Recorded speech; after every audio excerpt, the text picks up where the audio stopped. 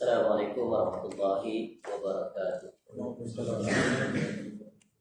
Innal hamdalillah nahmaduhu wa nasta'inuhu wa nastaghfiruh wa na'udzu billahi min shururi anfusina wa min sayyiati a'malina. May yahdihillahu fala mudilla lahu wa may yudlil fala hadiya lahu. Asyhadu an la ilaha illallah wahdahu la syarika lahu wa asyhadu anna Muhammadan 'abduhu wa rasuluh. يا أيها الذين آمنوا اتقوا الله حق تقاته ولا تموتن إلا وأنتم مسلمون. يا أيها الناس اتقوا ربكم الذي خلقكم من نفس واحدة خلق منها زوجها وبث منهما رجالا كثيرا ونساء واتقوا الله الذي تساءلون به والأرحام إن الله كان عليكم رقيبا. يا أيها الذين آمنوا اتقوا الله وقولوا قولا سديدا يصلح لكم أعمالكم ويغفر لكم ذنوبكم ومن يطع الله ورسوله فقد فاز فوزا عظيما. أما بعد فإن أصدق الحديث كتاب الله وخير الهدي هدي محمد صلى الله عليه وسلم وشر الأمور محدثاتها وكل محدثة بدعة وكل بدعة ضلالة وكل ضلالة في النار. Allahumma inna nas'aluka ilman nafi'a. Ya Allah, kami memohon kepada Engkau ilmu yang bermanfaat, wa rizqan thayyiban, dan rezeki yang baik, wa amalan mutaqabbalan, dan amal yang diterima. Alhamdulillah, kita bersyukur kepada Allah Subhanahu wa taala dapat kita bertemu pada petang ini untuk kita sama-sama kembali dan mengambil faedah daripada kitab yang bertajuk Minhajul Firqatin Najiyah Ta'ifatil Mansurah, yang diterjemahkan dengan tajuk Jalan Golongan yang Selamat, yang ditulis oleh Syekh Muhammad bin Jamil Zainu rahimallahu ta'ala. Sebuah kitab yang membahaskan hal-hal yang terkait tentang akidah yang hendaknya wajib dipelajari dan diketahui, yang membuatkan 46 bab ataupun bahagian, yang mudah-mudahan dengan mempelajarinya kita akan mendapat manfaat untuk urusan agama kita agar selamat di dunia, apatah lagi tentunya kita sangat berhajat kepada Allah agar nanti di negeri akhirat kita selamat dapat bersama dengan Rasulullah sallallahu alaihi wasallam di dalam syurga Firdaus. Amin ya rabbal alamin. Baik, kita masih lagi berada pada perbahasan bahagian I muka surat 52, iaitu yang merupakan bahagian terakhir daripada bahagian 10. Tajuk yang ke-10 iaitu di bawah tajuk urgensi tauhid. Urgensi tauhid iaitu kepentingan ataupun keutamaan tauhid. Yang mana pada bahagian I di bawah tajuk sikap ulama terhadap tauhid, yang mana di sini diselaraikan 5 kategori atau 5 tingkatan atau 5 pembahagian para ulama, bagaimana sikap mereka terhadap tauhid dan juga dakwah kepada tauhid. Dan kita telah mengambil faedah daripada tingkatan iaitu pembahagian yang pertama, iaitu itulah dia tingkatan yang paling utama, iaitu para ulama yang memahami tauhid dan mengajak umat kepadanya. Tingkatan yang kedua adalah para ulama yang meremehkan dakwah kepada tauhid yang menjadi dasar agama Islam. Mereka tidak mengutamakan dakwah tauhid, tapi mereka mengutamakan selain daripada itu. Kemudian tingkatan yang ketiga adalah ulama yang para dai yang meninggalkan dakwah kepada tauhid dan tidak mengurangi syirik, tidak menyentuh, tidak menjelaskan kepada umat tentang betapa bahayanya syirik itu kepada akidah. Dan sekarang kita akan memasuki iaitu tingkatan yang keempat daripada 5 tingkatan pada buku surat 55. Betul Iaitu tingkatan yang keempat. Berkata Syekh rahimahullah, mereka adalah golongan ulama dan para syekh yang menentang dakwah kepada tauhid dan menentang berdoa semata-mata kepada Allah. Mereka menentang seruan kepada peniadaan doa terhadap selain Allah, seperti berdoa kepada nabi, wali dan orang-orang mati, sebab mereka membolehkannya demikian. Ini kategori yang keempat, kategori yang mendatangkan pelbagai kesamaran dan syubhat dalam urusan agama, yang menyebabkan banyak manusia terjatuh ke dalamnya, yang mana mereka mengikuti seruan yang dibawa oleh para ulama seperti ini. Dan kelompok seperti ini ada di sepanjang zaman, juga di zaman kita ramai. Ya, makin ramai dia. Iaitu menyeru ya agar bolehnya berdoa kepada selain daripada Allah. Iaitu dengan meminta hajat kepada makhluk, terutamanya orang-orang yang diletakkan sebagai berada pada taraf wali, orang soleh. Ya, lalu mereka meminta kepada mereka. Ya, sedangkan orang-orang soleh itu orang-orang yang telah mati, telah meninggalkan dunia ini. Dan ini bukan perkara baru, ini adalah perkara yang diulang kembali dalam rentetan sejarah. Kerana perkara pertama awal manusia menyimpang daripada tauhid adalah dari sisi ini, iaitu sebagaimana yang berlaku pada kaum Nabi Nuh AS, yang asalnya niat mereka itu baik untuk memulia dan menghormati orang-orang soleh, sama ada yang masih hidup atau yang telah mati. Memang itu ada aturan syariat, tetapi ya, bentuk penghormatan dan pemuliaan itu hendaklah mengikut garis panduan yang telah ditentukan syariat, iaitu tidak boleh menjadikan mereka itu sebagai ganti ataupun setara dengan Allah Ta'ala dari sisi ar-rububiyah Allah Ta'ala dan juga al-uluhiyah Allah Ta'ala. Ya, awalnya mereka menyintai orang-orang soleh yang telah meninggal dunia, khususnya disebabkan track record mereka yang bagus, hubungan mereka dengan Allah boleh dijadikan contoh teladan. Ya, namun begitulah berlalunya masa, iblis datang melepaskan jurus rangkapnya. Akhirnya dari bentuk memuliakan mereka ingat pada Allah, ya, iblis mula sedikit demi sedikit membawa kepada penyimpangan, iaitu akhirnya meletakkan mereka itu setara dengan Allah, kemudian sampai satu peringkat mengatasi Allah Ta'ala. Ya, dengan itulah maka Allah utuskan Nabi Nuh AS untuk membetulkan balik prinsip dan pegangan yang salah itu. Tapi ini bukan perkara yang mudah. Kerana apa? Apabila sesuatu doktrin itu telah menjadi didoktrinkan dan telah dipercayai, kemudian dipegang secara turun-menurun, tiba-tiba datang orang untuk memperbaikinya, tentu perkaranya sangat sulit.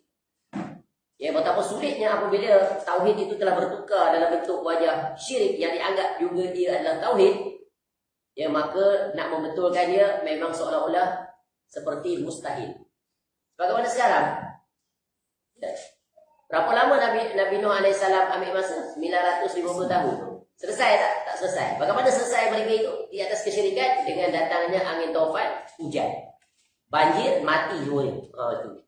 Tapi itu tidak berlaku pada umat Nabi SAW. Walaupun sampai ke puncak itu mereka melakukan penyimpangan, dia keluar daripada aturan tauhid. Ya, kerana Allah telah jamin dalam Quran, Allah tidak akan mengazab umat Nabi SAW. Ya, selama mana padanya ada keberadaan Nabi SAW dan juga ada orang yang memohon keampunan kepada Allah. Syarat yang pertama telah hilang dengan kewafatan Nabi SAW. Tapi syarat kedua masih ada, iaitu adanya orang memohon keampunan, istighfar. Maka Allah tangguhkan azab. Kalau turun pun tidaklah seazab umat yang terdahulu, iaitu mereka dibinasakan secara total. Itu beza. Sebab apa? Betapa luasnya rahmat Allah Ta'ala, iaitu Allah berikan mereka keluasan masa untuk mereka bertaubat. Ya, tapi kalau masih juga belum mengambil kesempatan itu, ya, walaupun telah datang peringatan demi peringatan, maka tiada lagi alasan untuk mereka nanti di negeri akhirat untuk mendatangkan jawapan. Ya, masa yang Allah bagi pada umat yang terakhir ini cukup luas. Jadi mereka menyelewengkan ayat-ayat ancaman berdoa kepada selain Allah hanya untuk orang-orang musyrik. Ya, memang ayat-ayat seperti itu dalam Quran menjelaskan tentang keadaan orang musyrik yang meminta selain daripada Allah, yang meminta kepada makhluk. Tetapi kaedah Al-Quran ini dia bukan hanya khusus untuk orang musyrik, walaupun sabab nuzulnya khusus untuk orang kafir, orang musyrik, ahli kitab. Tetapi kaedah Al-Quran bila kita berinteraksi, para ulama buat satu kaedah, al-ibratu bi umumil lafzi la bi khususis sabab. Pengajaran itu bukan diambil daripada sebab yang khusus, tapi dari sebab pelajaran yang umum. Ya, sebab kaedah umum. Walaupun dituju pada ahlul kitab, tapi boleh berlaku tak kepada umat Islam? Sangat boleh berlaku. Maka pelajarannya di situ. Itu kaedah yang sudah disepakati oleh para ulama. Tapi orang-orang ini, yang berjalan di atas jalan ini, mereka mendatangkan pelbagai syubhat untuk menolak, untuk tidak menerima, iaitu teguran agar jangan menyeru makhluk, yang makhluk tak mampu untuk memenuhi permohonan makhluk. Saya dah sebut apa syarat kita boleh minta pada makhluk. Ada berapa syarat? Syarat kita boleh minta pada makhluk. Syarat minta pada manusia rasa. Ada berapa syarat? Tak boleh dah tu. Belajar tauhid, kita ingat lah. Supaya kita tak terjatuh ke dalamnya. Bila ada orang datang ajak seperti ini, para agamawan yang duduk kategori 4 ni, dengan penampilannya yang mengagumkan, suara lemah lembut, lemah gemandai, baik akhlaknya, Masya Allah. Tapi itu bukan ukuran kebenaran. Ukuran kebenaran adalah sejauh mana dia menepati kebenaran itu sendiri. Dan kebenaran itu adalah wahyu Allah. Apa syarat? Ada 4. Yang pertama nak minta pada makhluk, yang pertama dia hidup. Jadi bermaksud apa? Lawan padanya. Kalau mati boleh tak? Tak boleh. Senang. Yang kedua dia hadir. Sama ada di depan kita atau boleh kita hubungi dia. Jadi kalau dia ghaib, kita minta tak? Tak nampak, pakai seru kan. Wahai Syekh Abdul Qadir Al-Jalani. Hamba ada bermasalah ni. Tak boleh. Yang ketiga, dia mampu. Kalau dia tak mampu, boleh tak minta?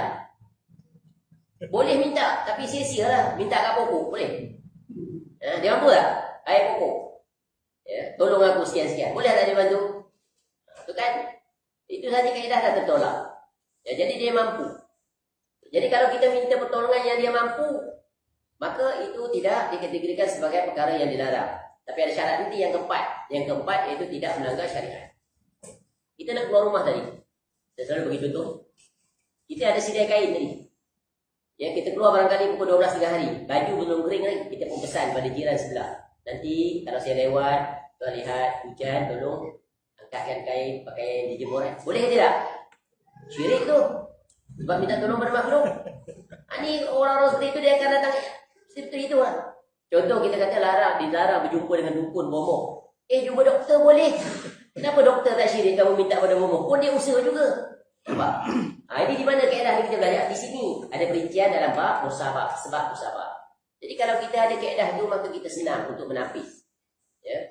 Jadi contoh yang dia tak mampu, contoh minta padanya agar diturunkan hujan atau minta pada dia supaya hujan tidak turun. Maka adalah profession bomoh hujan. Kat Malaysia barangkali tak ada lagi lah. Dulu ada. Betul kan? Kat Indonesia ada lagi. Jadi profession hujan. Tapi hujan turun atas kepala dia. Dia jadi bomoh hujan. Hujan turun atas kepala dia. Nampak tak betapa bodoh? Tapi manusia masih mempercayainya. Dia pun mengeluarkan jurus yang lain untuk cover kenapa hujan turun. Tapi masih juga dipercayai oleh manusia. Itulah bahayanya kalau akal itu tidak diposisikan di tempat yang sepatutnya. Baik. Kemudian yang keempat, tidak melanggar syariat. Jadi 4 syarat ini. Baik. Jadi orang seperti ini menyelewengkan ayat-ayat. Dia ancaman berdoa kepada selain Allah. Firman Allah Ta'ala, alladzina amanu walam yalbisu imanahum bizulmin ulaika lahumul amnu wa hum muhtadun. Orang-orang yang beriman dan tidak mencampur adukkan iman mereka dengan kezaliman. Kezaliman yang dimaksudkan di sini adalah syirkun akbar. Mereka itulah orang-orang yang mendapat keamanan dan mereka itu adalah orang-orang yang mendapat petunjuk. Surah Al-An'am ayat 82. Kezaliman di sini artinya syirik. Dengan dalil firman Allah Ta'ala, inna syirka la zulmun azim. Sesungguhnya mempersekutukan Allah adalah benar-benar kezaliman yang besar. Surah Luqman ayat 13. Dalam Quran, istilah-istilah tertentu dia memiliki makna-makna yang tertentu sesuai dengan konteks ayat. Kalau kita lihat di sini secara zahir, syirik di situ, zalim di situ adalah kezaliman, betul kan? Kezaliman iaitu meletakkan sesuatu bukan pada tempatnya. Jadi maksud di sini zalim ni bila dilihat oleh konteks ayat ini dan juga penafsiran yang diberikan oleh Nabi SAW, zalim di situ adalah kesyirikan. Sebab ada zalim bukan kesyirikan. Contoh barang siapa yang berhukum dengan hukum Allah, maka mereka termasuk orang yang faulaika humuz zalimun ataupun faulaika humul kafirun dan sebagainya. Zalim di situ iaitu meletakkan sesuatu bukan pada tempatnya. Di tempat yang lain kezaliman adalah contoh iaitu ia mendatangkan sesuatu yang menyebabkan manusia tertindas dan seumpama pertanyaan. Jadi di sini ni maksud zalim itu adalah syirik. Bayangkan orang yang sindikat para sahabat Nabi SAW pun, ketika ayat ini dibacakan dan mereka dengar, mereka pun tak dapat memahami dengan benar. Mereka beranggapan, lalu mereka mengatakan ketika ayat ini turun, ya Rasulullah, siapakah di antara kami ini yang tidak pernah melakukan kezaliman? Maknanya para sahabat ni, they are very concerned, they are very particular. Dia bila ayat itu turun, dia tak tuju pada orang. Dia tuju pada dia. Self-evaluation. Dia ayat ni, aku zalim ni. Apa makna zalim di sisi para sahabat? Dia barangkali tak memaksimalkan potensi diri untuk melipat gandakan amal. Ya, kelalaian, kecuaian. Very sensitive kan? Iman mereka menakjubkan. Ya. Lalu Nabi SAW betulkan, bukan itu. Maksud di sini kan, di sini tidakkah pernah kamu mendengar Luqman mewasiatkan anaknya, inna syirka la zulmun azim. Jadi Nabi SAW define. Sebab ayat Quran ini, ya, kita nak faham, mula-mula kita mesti tengok penafsiran Nabi SAW dulu. Ya. Sebab itu kadang ada orang yang menyalahguna ayat-ayat Al-Quran ini. Mereka menafsirkan berdasarkan ya, akal mereka, hawa nafsu mereka demi untuk menjustifikasikan apa yang mereka perbuat. Contoh, ketika mana isu satu ketika, ya, alasan untuk berzikir Allah itu adalah ayat Quran ada sebut, hendaklah kamu berzikir, ingat Allah sebanyak-banyak ni. Betul kan? Jadi dia kata tengok ni, suruh ingat Allah banyak-banyak. Ya. Jadi kita nak tahu definisi mengingat Allah banyak-banyak tu bagaimana? Ya. Adakah sebut Allah atau ada yang lain? Ya. Adakah bilangannya, caranya di mana, bagaimana? So kita lihat yang menyampaikan ayat itu siapa? Nabi SAW. Lihat Nabi SAW menafsirkan ayat itu bagaimana? Ada tak? Ya. Dalam riwayat-riwayat para ulama-ulama tafsir, semisal Al-Imam At-Tabari, semisal Ibnu Katsir yang datang kemudian, ya, yang dekat dengan zaman dulu, yang zaman salaf, utamanya tafsir At-Tabari ini. Ada tak ada tafsir seperti itu? Ya, bila dilihat, oh rupanya bukan begitu. Yang mana ingat pada Allah itu contohnya dikaitkan dengan zikir yang sabit yang diajar oleh Nabi SAW. Contohnya ada zikir muqayyad, ada zikir mutlak, ya, ada zikir yang ditentukan bilangan, ada zikir yang terbuka, terserah, ada zikir yang khusus, ada zikir yang terbuka. Jadi rupanya maksudnya seperti itu. Maka laksanakanlah seperti itu. Itu contoh. Jadi memahami ayat itu, ya, yang pertama-tamanya menjelaskannya adalah Nabi SAW. Jadi selesai tak pertiga ayat? Selesai. Ya. Maka di sini kita kembali kepada kaedah itu. Baik, menurut ayat ini, seorang Muslim boleh saja terjerumus kepada perbuatan syirik. Sebagaimana kini banyak terjadi di negara-negara Islam. Syirik ni siapa-siapa pun boleh terjatuh kepada ini. Walaupun dia jaga macam mana pun, dia boleh saja terjatuh ke dalamnya. Apabila syubhat datang kepada dia. Itu bahayanya. Sebab itu mempelajari tentang tauhid tak lengkap, tak sempurna kalau tak belajar tentang syirik. Dua-dua ni wajib belajar dengan perincian-perincian. Sebab seseorang, ya, kebarangkalian akan terjatuh ke dalam perkara yang berlawanan kalau dia tidak mempelajarinya. Itu memang common, diterima, betul kan? Saya selalu bagi contoh begini. Kalau kita, walaupun kita pandai, ya, bawa kereta, bawa motosikal, ya, bahkan lebih cekap lagi daripada orang yang dapat lisensi, tapi kita tak pernah menghadiri, ya, kelas penjelasan tentang hukum hakam yang berkaitan dengan undang-undang jalan raya.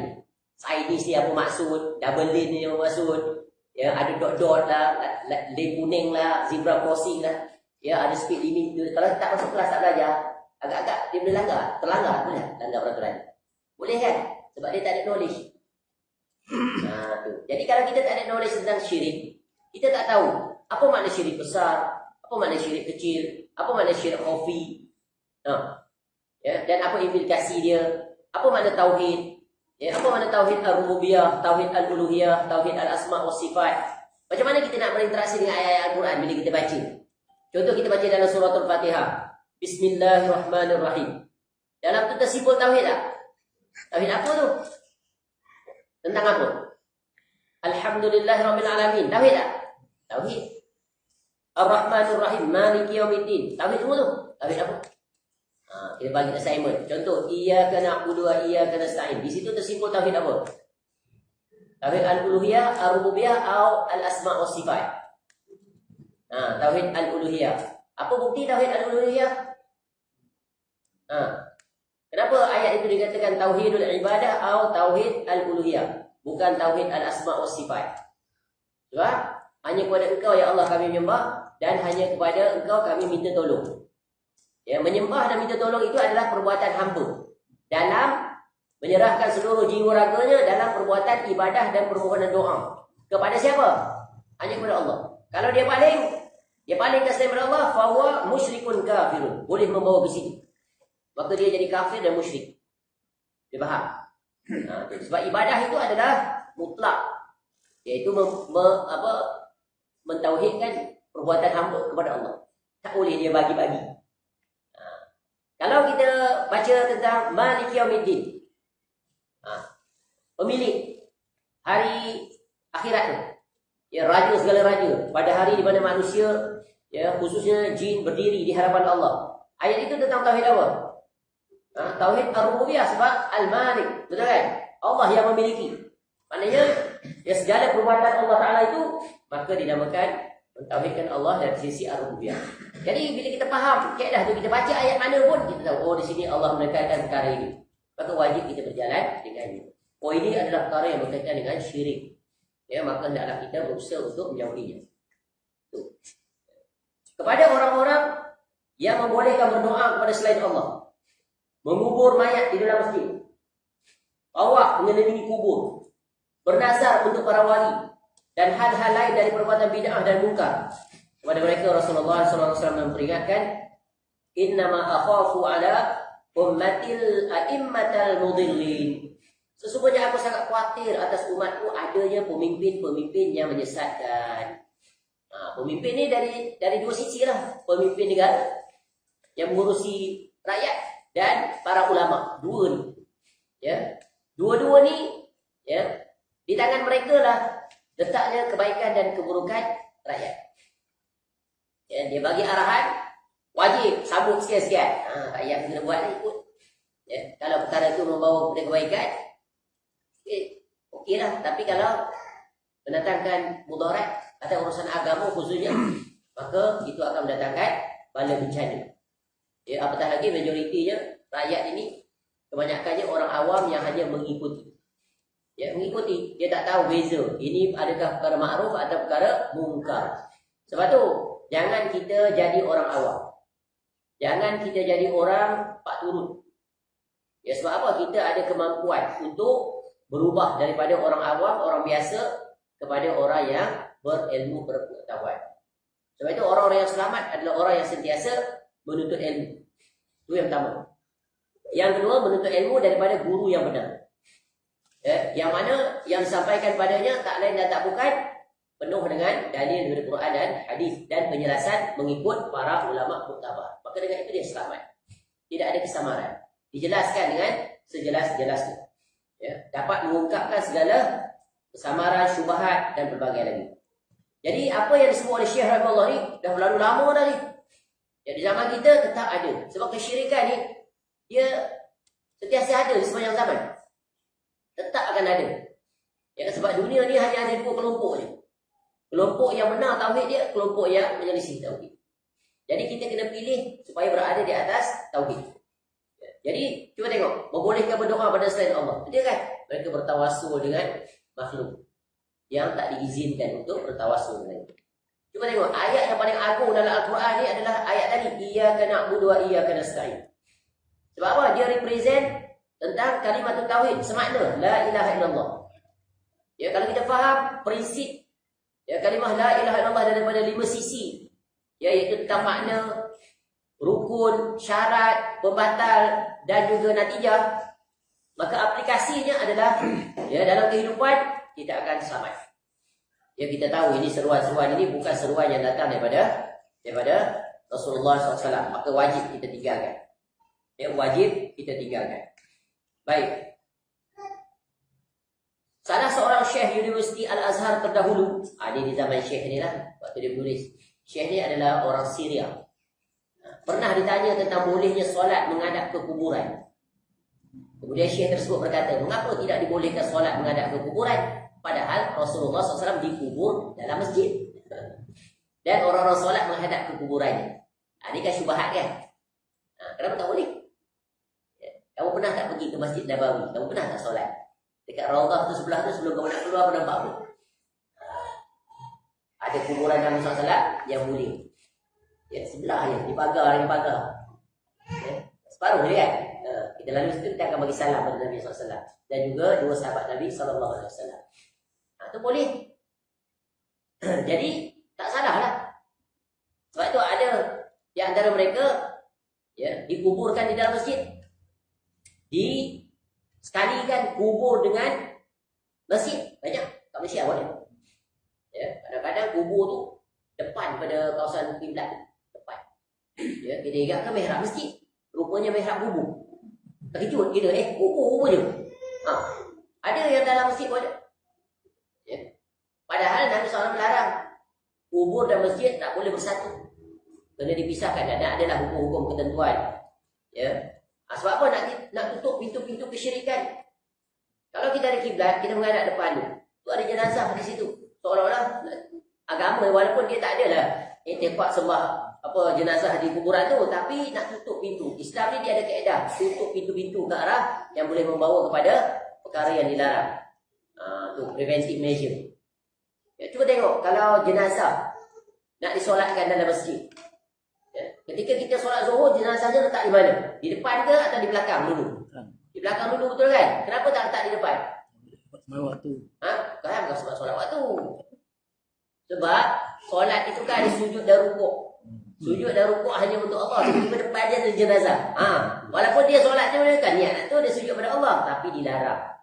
Sebab tu sesudah solat wajib tu, solat zuhur baru datang jenazah tu letak depan. Sebab solat jenazah mana ada sujud dan rukuk. Betul kan? Tu berdiri saja. Mana di situ dah terkandung pelajaran tak boleh sujud dan rukuk pada makhluk.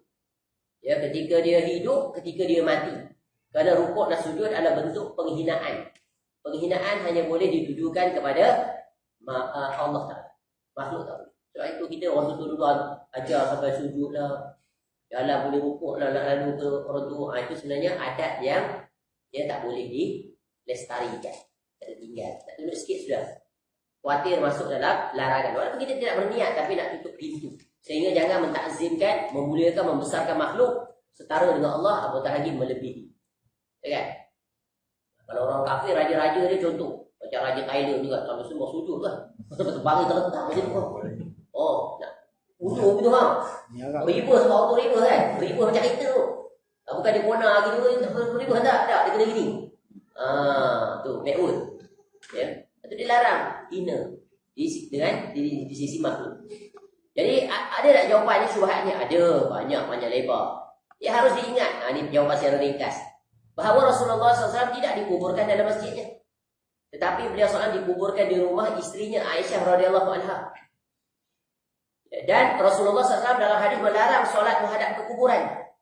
Dia kaedah begini, para Rasul, di mana mereka itu meninggal dunia, maka di situlah mereka akan dikuburkan. Itu kaedah. Sebagaimana Aisyah radhiyallahu anha menyebutkan, bila mereka bertikai tentang Nabi sallallahu alaihi wasallam nak dikuburkan di mana, maka di tempat itu Nabi sallallahu wafat pada rumah Aisyah radhiyallahu anha pada hari gilirannya. Di atas pangkuan. Itu di antara perkara yang Aisyah radhiyallahu anha bangga. Di sisi isteri-isteri Nabi sallallahu alaihi wasallam yang lain. Itu special. Jadi rumah Nabi sallallahu alaihi wasallam bukan dalam masjid. Kemudian sampai pada zaman khalifah keberapa, bukan saya tak ingatlah, bukan yang 4 tu, jauh lah. Dia ada idea, dia nak membesarkan masjid. Sebab dah ramai sangat orang, lalu dia masukkan sekali makam Nabi SAW itu ke dalam masjid. Dilarang. Dan dilarang para ulama, tapi dia buat juga.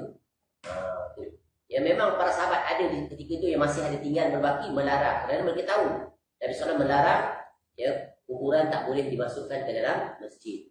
Tapi dah berlaku. Bila dah berlaku, dan berlalunya zaman, para ulama pun dah meninggal, akhirnya perkara itu dianggap sebahagian daripada agama. Kalau ada seseorang kata, jom kita nak pindah kuburan Nabi SAW ataupun kita nak blok macam-macam penentangan daripada seluruh umat Islam di dunia. Sebab apa?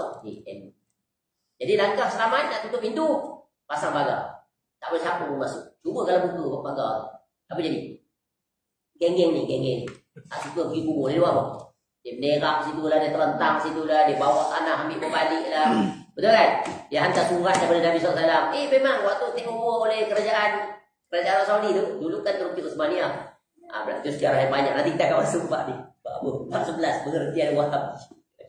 Itu macam ni. Dulu Bila dia nak membersihkan khurafat-khurafat ni, yang kerajaan Ibn Saud take over, di situ ditemui pelbagai surat-surat yang dihantar kepada Nabi SAW. Macam-macam tulis, minta itu, minta ini, mengadu itu, mengadu ini. Nampak tak? Jadi Allah pelihara bumi itu sampai sekarang, terjaga, selamat daripada perkara khurafat dan tahayul dan juga kesyirikan. Bayangkanlah kalau tak terjaga, jadilah lebih parah daripada apa yang kita lihat sekarang di lain-lain tempat umat Islam. Kubur tu ibarat macam jadi, ya sebagaimana orang Syiah menjadikan kubur Khomeini. Punya besar betul kan? Jadi tempat tawaf dia jadi tempat ibadah ni. Padahal kubur bukan tempat ibadah. Kubur tempat apa?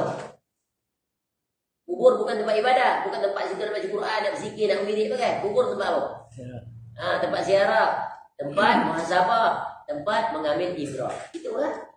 Ya kan? Kemudian tempat untuk kita dah sampai situ berdoa lah pada pemilik kuburan. Dah selesai tu baliklah. Ya, tak perlu nak petang tika, nak sila situ upah orang baca Quran 10 juzuk. Itu bukan aturan daripada agama. Orang mati berhajat kepada apa? Bukan bacaan Al-Quran. Berhajat kepada apa? Doa. Betul kan? Sebab tu Nabi SAW ajar kita bila masuk kawasan kuburan, ya, baca doa kepada ahli kubur. Kemudian Nabi SAW minta kita doa agar dia dimudahkan urusan, kerana dia sedang menghadapi perkara yang berat, yang besar. Itu kalau sudah diberikan. Setelah itu, iaitu kita berdoa, sentiasa berdoa kepada Allah. Ya, baik.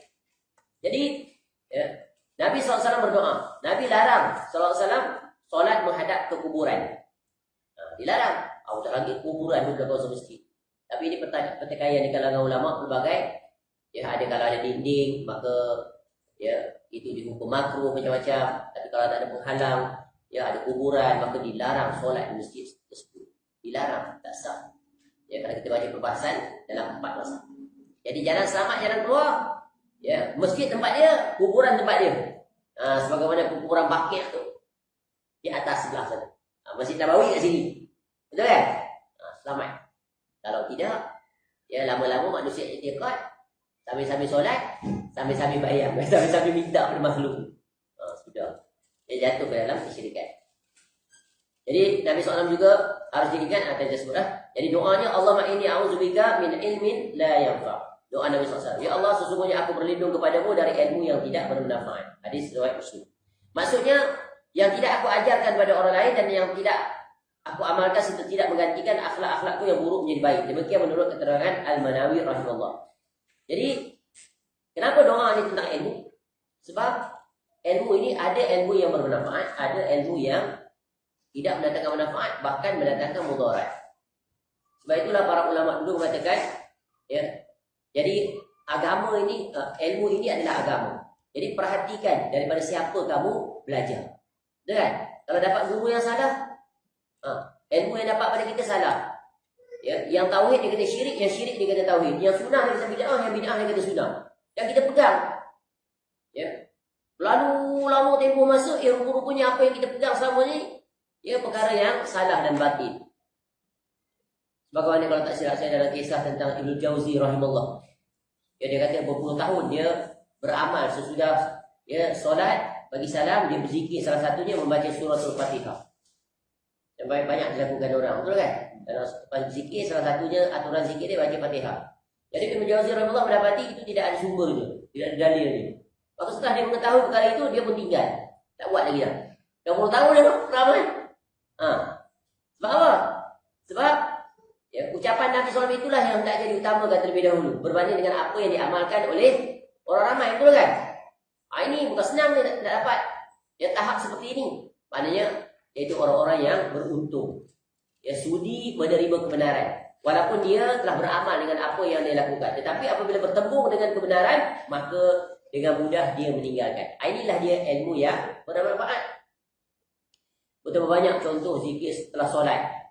Unik zikir setelah solat yang Nabi SAW ajar, majoriti manusia tak berbuat. Ya, tapi yang ditambah, ditokok tambah di sana sini, iaitulah bersungguh. Ya, berlalu zaman akhirnya mereka menganggap itu adalah sunnah Nabi SAW. Padahal zikir Nabi SAW sesudah solat mudah, betul kan? Mula-mula astagfirullah 3 kali. Kemudian Allahumma antas salam, seterusnya. Kemudian la ilaha illallah wahdahu la syarika lah, lahul mulku wa lahul hamdu yuhyi wa yumiitu wa huwa ala kulli syai'in qadir. Allahumma la mani'a lima a'taita, dan seterusnya. Itu tak pernah kita baca. Kemudian la ilaha illallah wa huwa ala kulli syai'in qadir. La ilaha illallah wa la na'budu illa iyyah. Lahu ni'matu wa lahu al-fadlu wa lahu sana'ul hasan dan seterusnya. Kemudian baca 30, baca ayat kursi, baca 33, 34. Mission accomplished. That's it. Finish. You can go everywhere. It's up to you. Ni tak macam-macam. Laqad ja'akum rasulun min anfusikum. Assalamualaikum Allahumma inni as'aluka. Kemudian dulu ingat. Atau Allahumma inni as'aluka. Kemudian baca apa dalam yatakhid walada tu kan, ayat surah akhir daripada surah Al-Isra. Baca itu. Ya. Ayat tu kalau dia faham, ayat itu adalah iaitu tentang tauhid. Jangan melakukan kesyirikan seperti mana yang dilakukan oleh kaum Nabi Isa AS yang menjadikan dia sebagai anak Tuhan yang diibadahi. Tapi kalau tak faham itu ya salah penempatan. Banyak lagi yang lain-lain mereka baca. Ya, banyak lagi dia baca. Ya, contoh ya, habis Allah Akbar dia baca apa? Allah Akbar kabira, alhamdulillah katsira, subhanallah wa asila. Betul kan? Dia baca. Padahal yang Nabi SAW baca yang lain. Itu baru di situ. Yang belum lagi yang lain-lain. Banyak tak terhitung. Jadi kalau kita dapat ilmu bermanfaat, ya maka kita akan berjalan di atas sunnah Nabi SAW. Nikmat. Dan satu ciri khas sunnah ni, ianya ya, mudah, ringkas dan mampu dilakukan. Tak memberatkan dan tak membebankan. Tapi kalau bid'ah sulit, payah, sangat membebankan. Betul tak? Contoh apa? Contoh bid'ah yang sulit, berat dan menyukarkan.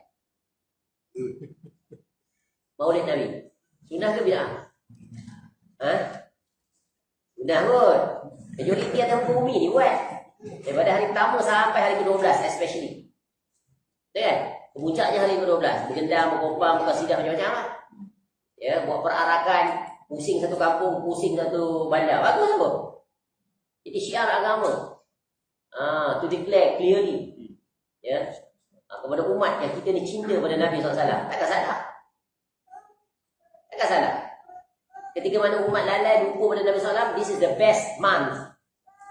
Yang kita kena bersungguh-sungguh untuk ingatkan umat tentang kecintaan pada Nabi SAW. Macam mana? Setuju? Statement saya? Rasional kan? Rasional, logical. By our own thinking. But if you refer to wahyu, ya dipersoalkan. Nampak tak? Senang tak nak eliminate benda ni? Sampai kiamat rasanya. Ya makin bertambah makin ramai. Kalau dulu tunggu bulan Rabiul Awal je. Sekarang tak.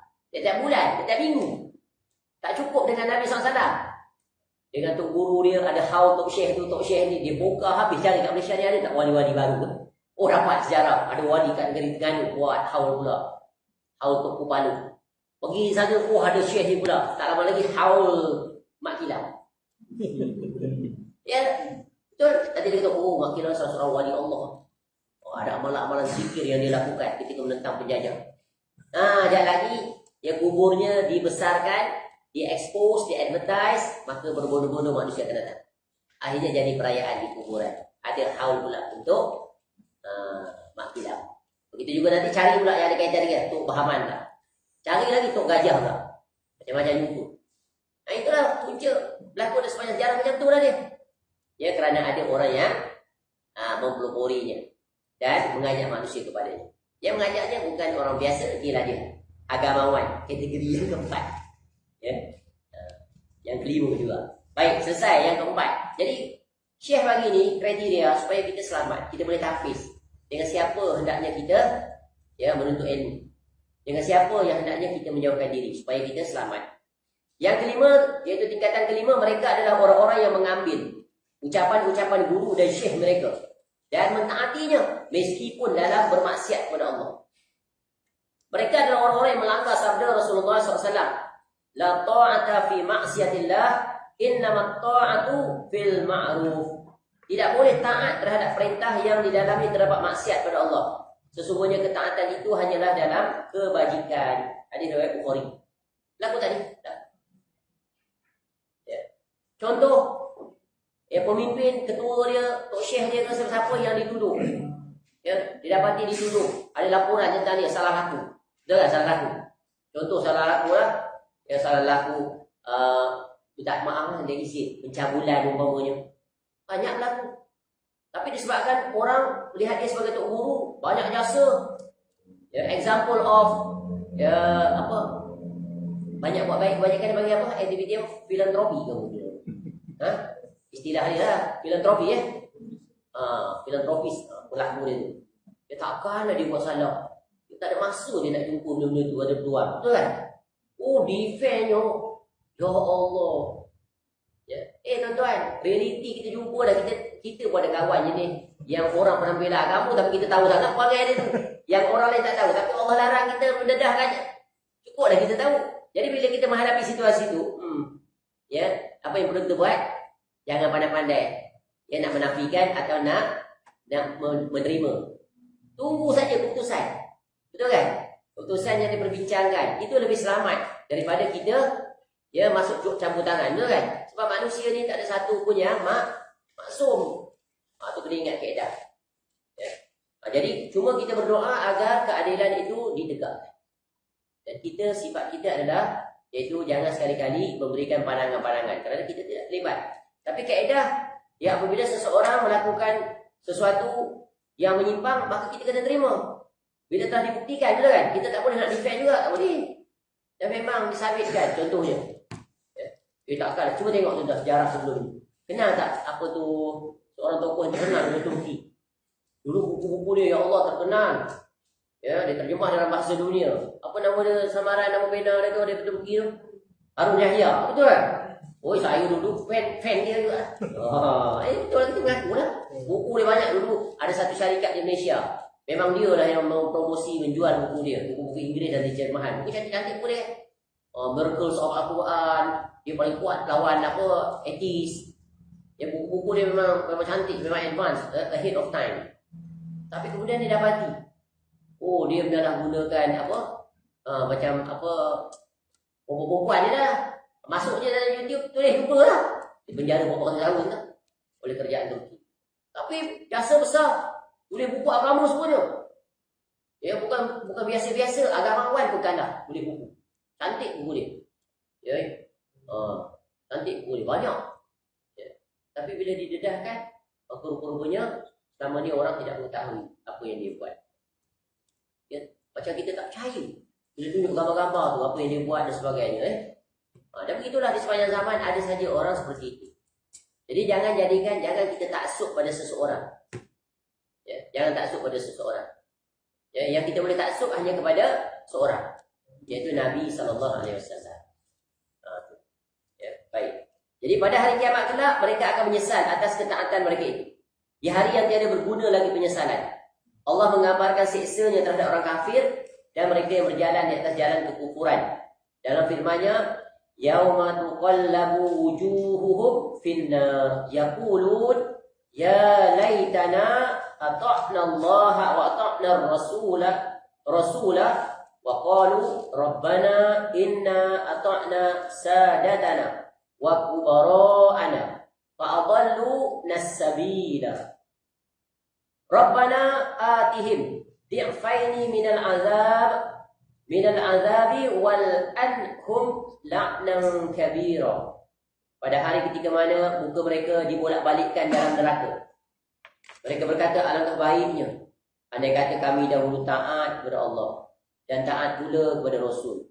Dan mereka berkata, ya Rabb kami, sesungguhnya kami telah mentaati pemimpin-pemimpin dan pembesar-pembesar kami. Lalu mereka menyesatkan kami dari jalan yang benar. Ya Rabb kami, timpakanlah kepada mereka azab 2 kali lipat, 2 kali ganda, dan kutuklah mereka dengan kutukan yang besar. Surah Al-Ahzab ayat 66 hingga ayat 68. Ibnu Katsir rahimahullah dalam menafsirkan ayat ini berkata, kami mengikuti para pemimpin dan pembesar dari para syekh dan guru kami dengan melanggar ketaatan kepada para rasul. Dan kami mempercayai bahawa mereka memiliki sesuatu kebenaran dan berada di atas sesuatu, tetapi kenyataannya mereka bukanlah apa-apa. Maksudnya apa? Ayat ini menggambarkan situasi masa depan. Peristiwa masa depan yang pasti berlaku, peristiwa baik Allah bawa ke depan. Supaya apa? Supaya jadi pelajaran. Jangan jadi seperti itu. Ya. Ketika mana mereka berada di dalam neraka, Allah izinkan mereka untuk berbicara dan menjelaskan bagaimana situasi mereka. Dulu ni kami ni, ya Allah kami ikut orang. Dan orang ajak kami ikut dah. Bukan salah kami, dia tu dia yang ajar. Macam juga dalam Quran pada surah Ibrahim dialog syaitan kan dengan manusia dalam neraka. Jadi iblis mengatakan, syaitan mengatakan, aku berjanji, ya, Allah berjanji, aku berjanji, aku menyelisih, Allah berjanji, Allah menepati. Maknanya dia berlepas diri. Kamu ikut buat apa? Sebab tu Quran ajar kita kaedah jangan ikut, ya, jangan ikut mainstream. Kaedah barat demokrasi gitu kan. Demokrasi itu yang betul, yang menang. Tapi agama bukan demokrasi. Agama adalah iaitu bagaimana kamu muafakat dengan kebenaran walaupun seorang. Al-jama'atu ma wafaqal haq wa in kunta wahid. Jamaah itu adalah kamu bersepakat di atas kebenaran walaupun kamu seorang. Tapi sekarang orang lebih menggunakan kaedah neraca apa? Banyak jasa, alim, lama belajar, ada pangkat, ada gelar, ada jawatan resmi, ramai pengikut, ya, banyak kuliah, banyak ceramah, banyak like, banyak followers, banyak kitab tulis. Takkanlah salah. Engkau kitab satu pun tak tulis. Siapa? Engkau berderma pun tak menang. Ya, asyik tanya berderma ke dia. Itu bukan kaedah agama. Kaedah agama adalah tengok kebenaran tak. Kalau begitu orang kafir tu semua memiliki sifat-sifat itu. Betul kan? Paling kuat derma. Orang kafir juga. Itu kan dia ada hiasan-hiasan kan. Kalau negara mana-mana earthquake ke apa, datang tak dia? Datang dengan ambulans dia. Bukan ambulans. Palang merah. Tu pula individu lagi. NGO, apa yayasan, Bill Gates dan berbagai. Orang Islam pun ada. Bukan orang kafir, orang Islam sama lah. Ya. Tapi dia nampak dia tak kira bangsa, tak kira agama, betul kan?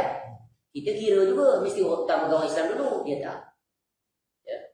Kalau itulah jasa baik, tentu dia akan dapat faedah. Tapi bukan itu diukur. Yang mana mereka itu. Sebab tu kebaikan orang-orang kafir ini tidak ada nilai di sisi Allah.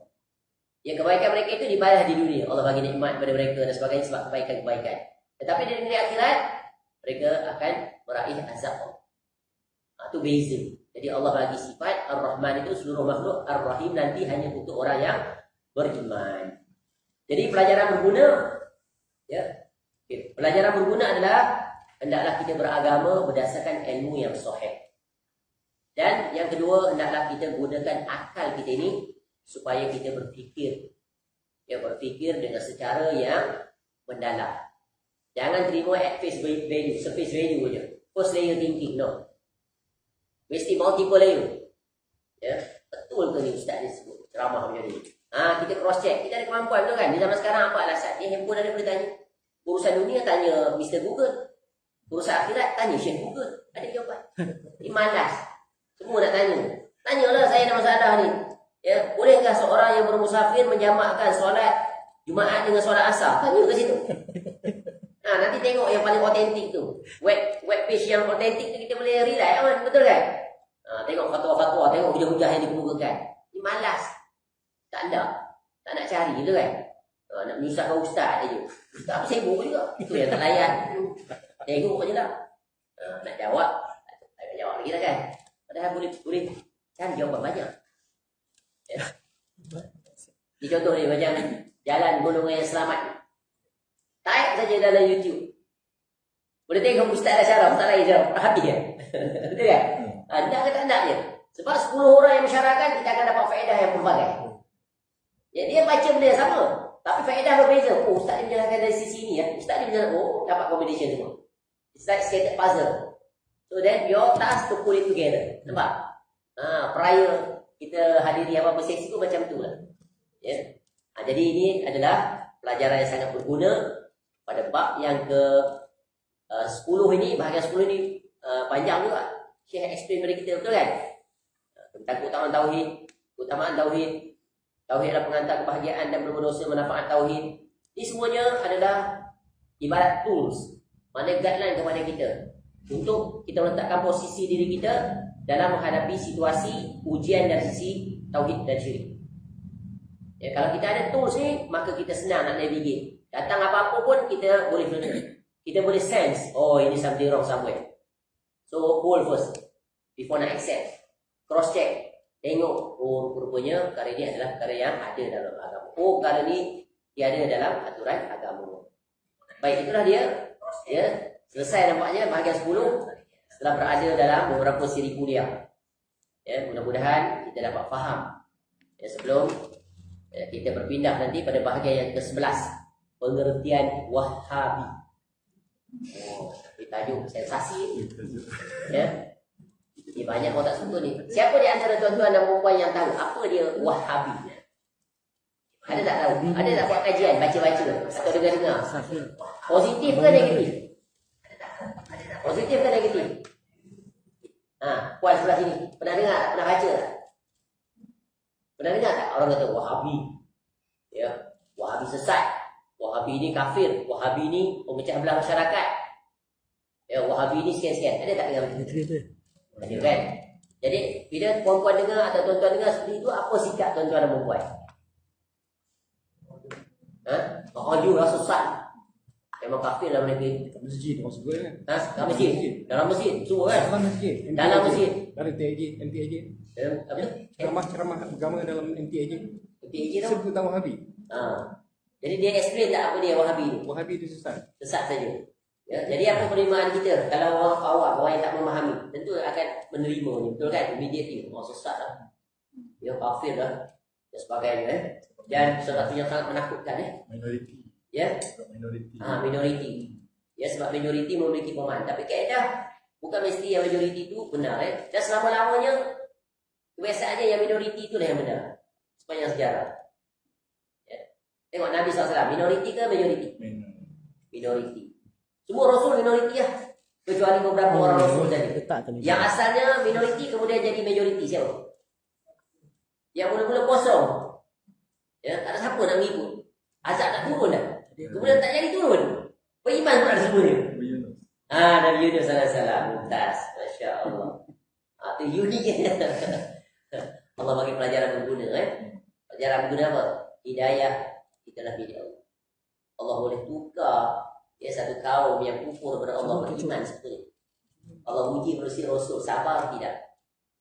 Jadi jangan sedihlah kalau kita sedikit saja orang yang mau mengikuti kuliah-kuliah yang menyampaikan tentang tauhid, menjelaskan tentang bencana syirik, menyungguhkan umat agar teguh di atas sunnah, mempelajarinya dan melaziminya dalam kehidupan aturan kehidupan seharian. Dan jauhkan sekali daripada bid'ah walaupun sekecil-kecil, walaupun atas nama baik atau salah. Ini bukan senang nak terima. Sebab apa? Kita ni majoriti, kita hidup dalam suasana environment yang mendominasi adalah kelompok yang berlawanan. Betul kan? Dan kita ni memang upbringing kita are very closely related with our upbringing. Sehingga ulama-ulama pun walaupun mereka kemudiannya telah keluar dan memahami, tetap ada juga benda yang mereka tak boleh melepaskan diri. Tetap juga terkait. Macam kita lah contoh. Contoh dulu kan. Contoh kita dulu terlibat dengan politik lah namanya. Ada politik ni haraki lah kata kan. Pemimpin lah tu. Jadi nakik usroh lah bagai-bagai. Kitab haraki tu cair lah. Semua kitab-kitab prinsip-prinsip semua kan. Kemudian sampai satu masa kita nampak, setelah kita mengkaji, kita dengar ustaz-ustaz yang berbeza, yang menjelaskan tentang ini. Lama-lama kita nampak sikit-sikit tersinggap. Ini ada kesalahan. Banyaknya kesalahan. Banyaknya penyimpangan. Banyaknya keluar fatwa-fatwa yang berlawanan. Hanya sekadar untuk memenuhi kepentingan kelompok atau pribadi. Lalu kita pun tengok, rupanya agama ni kena ikut seperti ini. Lalu kita pun berpindah. Dan kita pun mula mempelajari, mempertingkatkan ilmu. Lama-lama yang lama tu dapat dibuang. Tapi boleh tak 100% kita buang? Tetap sayang juga. Ada juga sayang lagi. Buku-buku dia nak simpan, nak baca. Kalau pergi ke ballot box tu nak pangkah juga, contoh. Sayang lagi. Walaupun dah tahu tak betul. Nampak tak? Jadi hanya orang-orang yang diberikan rahmat oleh Allah dapat menyelamatkan diri. 100% safe. Orang semisal seperti Abu Hasan Asy'ari rahimahullah. Ketika dia meninggalkan pahaman Mu'tazilah, kemudian dia berpindah pada pahaman Kullabiyah, kemudian dia berpindah pada mazhab salaf, masih ada juga sedikit-sedikit yang dia tak dapat selesaikan. Sehingga para ulama mengatakan kalau dia banyak usia, insya-Allah dia akan berusaha untuk meninggalkan semua. Tapi dah safe lah dia. Sehingga dia buat pengikraran dalam kitab Al-Ibanah Al-Usul Diyanah, aku mengikutinya akidah Ahmad bin Hanbal rahimahullah. Dia dah berusaha. Tetapi memang agak sulit juga untuk kita melupakan diri. Tapi at least kita dah berusaha. Tapi kalau dah terjatuh dalam perkara tersebut, dan tak mau berusaha, memang sulit.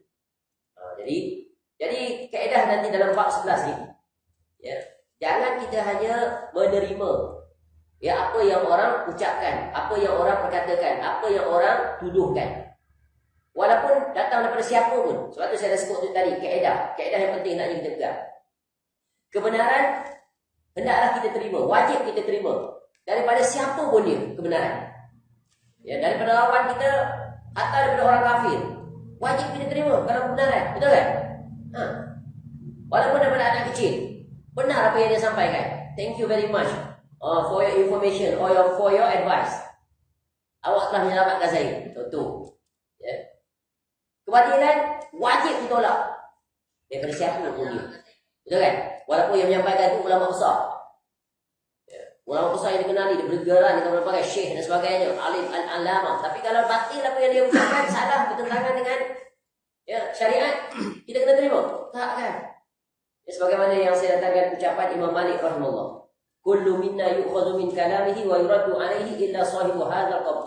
Semua perkataan kami ini boleh diterima dan ditolak kecuali pemilik kubur ini. Itu Nabi SAW. Orang seketika Imam Malik rahimahullah pun dia tahu dan sedar tentang kebenaran dan kebatilan ni. Kerana manusia boleh saja melakukan kesilapan. Siapa pun dia kecuali Nabi SAW. Orang yang pakar baca Quran, ya, mahir kiraah-kiraah ni, pernah tak dia silap ketika dia baca Quran dalam jadi imam? Pernah. Betul kan? Kadang-kadang kita rasa tak bersalah pun dah sabar dia baca salah. Tapi Allah nak tunjukkan manusia tu, ya, potensi untuk jatuh pada kesilapan bila-bila boleh berlaku. Contoh, kita tengok ustaz, kita tengok syekh tu dia ucap. Kadang-kadang dia baca-baca Al-Quran, dia kata ini adalah hadis Nabi SAW. Itu ayat Al-Quran. Kadang-kadang dia terbalik. Dia sebut ini adalah hadis tapi Al-Quran. Kadang-kadang dia sebut ini adalah hadis Nabi SAW. Padahal itu kata para ulama. Tapi kita apa? Perkara tu kita bagi dia kemaafan, kelonggaran. Sebab apa? Ada satu istilah dia panggil sabkul lisan. Tersalah. Kan biasa tak kita kadang kita berfikir nak cakap sesuatu, tapi yang keluar berbeza, against. Kita tak sedar. Tapi bila kita tengok balik, kenapa aku cakap itu ya? Aku yang kepala nak cakap benda lain, tapi yang keluar lain. Tunjukkan Allah nak bagi tahu kita ni tak maksum, ada kesalahan. Jadi orang yang di depan tu perlu buat correction. Sebab itu banyak-banyak ilmu kalau dia disampaikan oleh orang yang berjalan dalam manhaj salaf ini, itulah yang dia sentiasa peringatkan. Jangan ikut saya. Ikut kebenaran. Kalau saya sampaikan salah, immediately buat pembetulan, teguran. Kerana khawatir nanti kalau tak dibuat teguran, dipegang, nanti kita akan menanggung. Siapa yang menanggung? Yang menyampaikan tu kan? Yang lain dengan 20 dia disseminate pula pada pelbagai nanti. Ya, sampai kiamat. Itu pentingnya, ya, agama ini begitu, kaedah yang benar. Wallahu a'lam, nanti akan datang ya penjelasan bahagian sebelah sini supaya kita dapat ya gambaran yang sebenarnya, ya, terselamat daripada menjatuhkan fitnah ya terhadap ya orang yang diberi Tuhan dengan gelaran Wahabi. Ya, padahal Wahabi ini adalah salah satu nama Allah yang indah, yang husna. Ya, dan penamaan itu pun salah. Sepatutnya bukan diberi gelaran. Kalau nak diberi gelaran pada apa yang dibawa oleh Syekhul Islam Al-Imam Al-Mujaddid Muhammad bin Abdul Wahhab rahimahullah, patutnya kena nisbah pada nama dia lah. Tapi ayah dia pula yang jadi mangsa. Yang bawa ajaran ni siapa? Syekh Muhammad tu kan? Nampak betapa tak jujurnya musuh-musuh dia. Sebab kalau beri gelaran Muhammadiyah, alamat lah. Positif lah, betul kan? Nama Nabi SAW. Bagi Wahabi, nampak buruk. Padahal Wahabi itu adalah nama Allah. Al-Wahhab, yang maha memberi. Jadi bahaya ni. Ya, kita sebut Wahabi itu dengan konotasi yang benci, mengejek dan sebagainya. Tapi dia adalah nama Allah. Yang mana? Tak tuju pada Syekh Muhammad Abdul Wahab Allah, kena pada Allah Ta'ala. Tak bahaya. Sebab tu berhati-hati. Faham konteks. Baik. Kita berhenti hari ini 6:30. Baik, tuan-tuan dan puan, habis dah sebab yang ke-10 ataupun bahagian 10. Ada soalan apa-apa tak? Setakat ni, ada soalan? Datang dia tak ada buat persiapan apa-apa nak tanya soalan? Atau buat persiapan untuk saya tanya soalan? Ada buat persiapan? Belum lagi. Saya nak. Okey, kalau dia ada soalan, saya pun tak ada soalan juga nak tanya. Dan saya pun nak tanya juga. Saya tanya pun saya juga yang jawab kan. Jadi senang. Dan setakat ni aku nak tanya satu soalan. Setakat ni boleh faham apa yang disampaikan sampai pada bahagian yang ke-10. Ya. Kita mudah faham banyak lagi bab ni, sabar sampai selesai. Habis bab ni seluruhnya, tuan-tuan dan puan boleh dapat kesimpulan. Dan mudah-mudahan dapatlah gambaran menyeluruh. Barangkali ada perkara yang kita masih belum boleh terima, atau ada yang menyebabkan kita ada keraguan, ada kejanggalan atau keganjalan pada hati, reason dulu. Reason dulu. Ya. Bila kita selesai semuanya nanti, insya-Allah kita akan boleh kaitkan antara satu bab dan satu bab. Kita akan nampaklah konteksnya secara keseluruhan. Wallahu a'lam, mudah-mudahan bermanfaat. Subhanallahumma wa bihamdika asyhadu an la ilaha illa anta astaghfiruka wa atubu ilaik. Sallallahu ala nabiyyina Muhammad wa ala alihi wa sahbihi wasallam. Wa akhiru da'wana alhamdulillahi rabbil alamin. Assalamualaikum